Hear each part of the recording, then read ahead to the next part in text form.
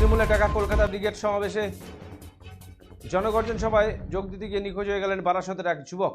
নিখোঁজ যুবক বারাসত পৌরসভার 28 নম্বর ওয়ার্ডের অশ্বিনীপল্লীর বাসিন্দা। তার নাম বিকাশ সরকার, বয়স 33। তার বাবা পেশায় ভ্যান চালক। রুটি রুজি টিকিয়ে রাখতে স্থানীয় তৃণমূল নেতাদের নির্দেশে তাকেও ছেলে বিকাশ সরকারকে যেতে হয়েছিল কলকাতা ব্রিগেড মিটিংয়ে। রবিবার সকাল 8টা নাগাদ বাসে করে তাদের নিয়ে যাওয়া হয়, কিন্তু কলকাতা পুলিশ শিয়ালদাতে তাদের বাস আটকে দেয়।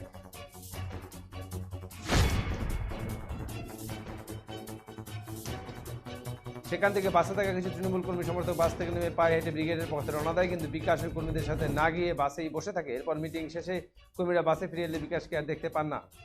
অনেক খোঁজাখুঁজির পরও ঘোষণাত বিকাশ বাসে না ফিরে এলে শিয়ালদা থেকে কলকাতা পুলিশের কাছে অভিযোগ দায়ের করেন নিখোঁজের পরিবার। ছেলেকে ফিরে পেতে এদিন ফের বিকাশ সরকারের বাবা বুদ্ধদেব সরকার বারাসত থানায় হাজির হন। তার ছেলেকে ফিরিয়ে দেওয়ার জন্য পুলিশ প্রশাসনের কাছে কাকুতি মিনতি করেন বাবা বুদ্ধদেব সরকার।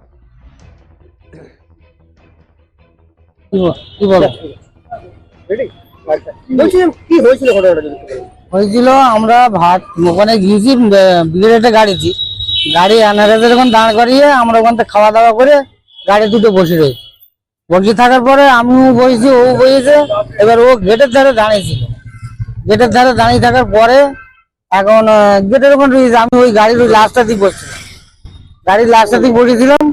এবার ও গেটের থেকে সবে নামলো, আরে বিকাশ বিকাশ এই বলতে বলতে আসছে খুঁজে পাচ্ছি। ওই এনআরএসের ওখানে।